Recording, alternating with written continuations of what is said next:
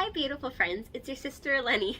Wow, so much is happening. So basically I'm moving, we're in the process of moving. I'm going to start my third year of my Bachelor's of Social Work program, pursuing my dream to be a mental health therapist.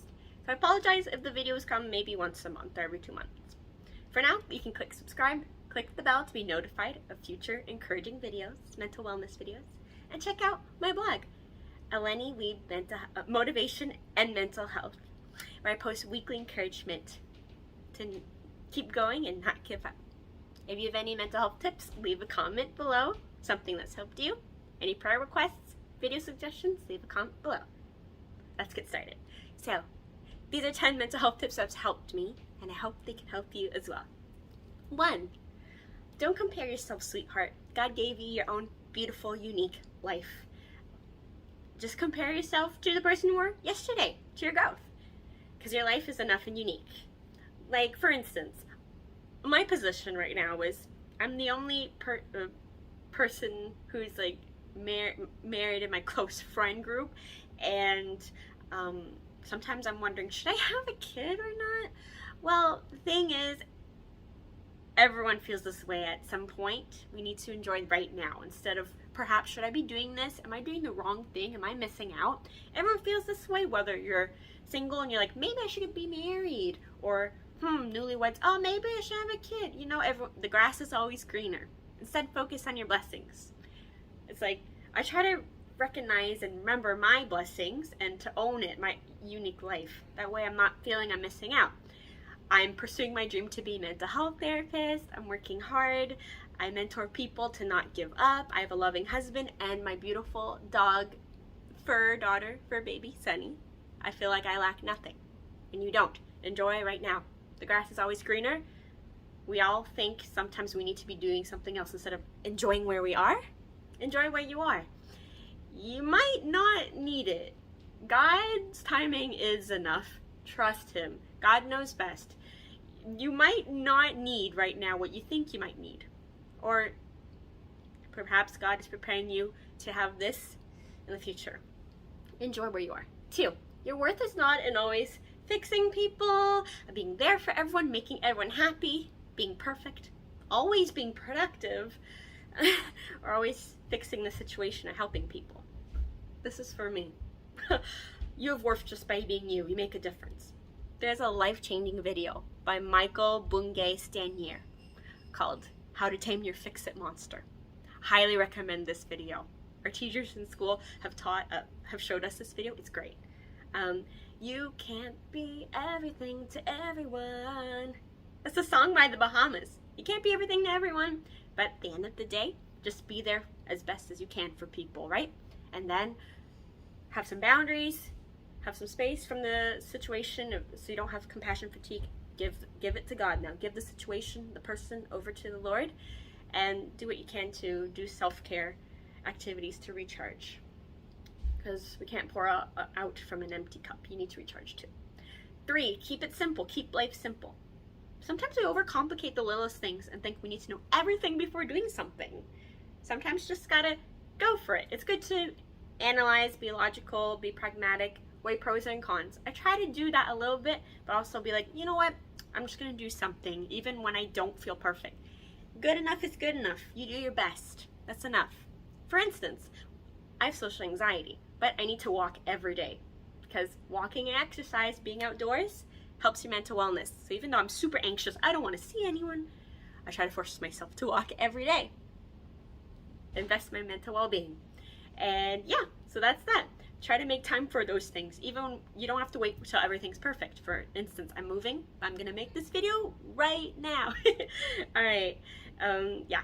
So 4, decluttering. That's something we've been learning to do. Getting rid of items or things or habits or whatever that do not add to your life. Things that make you feel guilty. Getting rid of clutter. Getting rid of stuff that you don't use, that you don't enjoy anymore, sweetheart. Remember, if you feel overwhelmed, when you start a new habit, just do one step at a time. If it feels overwhelming right now, like, oh, how do I even start decluttering? I have too much stuff. I started with my wardrobe. Or with one drawer at a time, getting rid of things that made me feel guilty, that I thought I should wear or should use, but I really don't anymore. Hobbies I don't do anymore, and that's okay. It doesn't fit my lifestyle, and that's all right. One step at a time. And for instance, I also decluttered my wardrobe, made it really small. That way I have less choices, less confusion about, oh, what do I wear? And instead, I just quickly pick out a wardrobe, like an outfit now, and I can, just focus more on living and the things that are intentional and the values that mean a lot to me, Or I also reduce my friends list. That way I can focus on quality of friends instead of quantity. All right. 5, limiting your phone use. Using boundaries so you are less addicted to your phone, For instance, I leave my phone at home a lot, or I enjoy the moment first, enjoy the present, and then perhaps I will take a picture. I'm very mindful of how many pictures I take.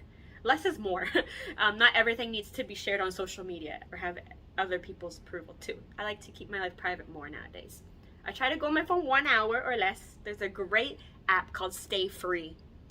That app will help you so much to cut down your phone usage and live life more. I always have notifications off. I post my inspiring blog posts once a week. I never scroll to avoid comparing myself and to avoid burnout, especially having a mental health ministry. I like to check my messages every few days, or if it's an emergency, someone can just call me, leave a message, a voicemail. 6, living a slower life. I've learned to enjoy this more and being at home more. And not listen to hustle culture, always having to be productive, always need to be busy, to go out. That's a lie, sweetheart. Learning to enjoy, to focus on what matters your life more. What are things you enjoy doing? It's going to help you beat fear of missing out or feeling you always need to be doing something. Go out, be busy. So for instance, learning to do these things like enjoy doing nothing. Learn to not rush. Enjoy the task, enjoy the present. Enjoy the process. Not always worrying about, I have to rush to the next thing, I have to get this done. Like when I'm painting. I just enjoy painting instead of, wow, what is my painting going to look like when it's done? Enjoy one task instead of multitasking. And learn to enjoy being at your home more. I like to be out in nature. I also learned to make my house really cozy, so I enjoy date nights and more time at home, especially when I'm not feeling well. I have everything I need at home when I'm not feeling well. Focus on what you want to do instead of always going out, A fulfilling life is according to your values and what you enjoy. I like to be at home, but I also like to have people over and be in nature and more closer to home. And that's okay. Learning what you enjoy is going to help you to rush less and to destroy the lies. Stop focusing on I need to do more, I need to be more busy for the sake of being busy. Let's enjoy and slow down. All right, 7, your feelings are not always facts. I promise it will get better. God's helped you through every situation. He will help you again. With my OCD rituals, with my depression, anxiety, sometimes, it's never gonna get better. I feel that way, but God's always been faithful. He will help you again, sweetheart. Right now, speak kindly to yourself. Speak life and truth, God's truth in the Bible, encouraging words. Write down a list of things how God has helped you and look back on that list. Remember, He's been faithful time and time again. He'll help you. Now, 8, practice saying no now to avoid burnout. You don't need to do everything, be there for everyone. Fill your plate. You're allowed to do nothing sometimes. Get rid of all this stuff that you think you don't need. Turns out you can actually live without a lot of these toxic habits or hobbies that you thought is important, all these things you thought was important. And do self-care so that way you can recharge yourself. For instance, I'm very picky about the social obligations I do, about certain things. I will say no more, and that's okay because I can't be everything to everyone. I lessen my friends list so I can have less mental energy keeping in touch with so many people. Keep it simple. I also have a small to-do list. Maybe I'll do 1 or 2 things per day, or if I don't, if I feel really unwell, and that's okay. My worth isn't doing things. I'm enough. A hack is, if you're a people pleaser like me sometimes, you feel you need to add more, do more, remember your values. Your well-being is number 1, and it's okay. Say, hey, why don't we do this in the future, or something else that fits my schedule, or I'm simply not feeling well. It's okay.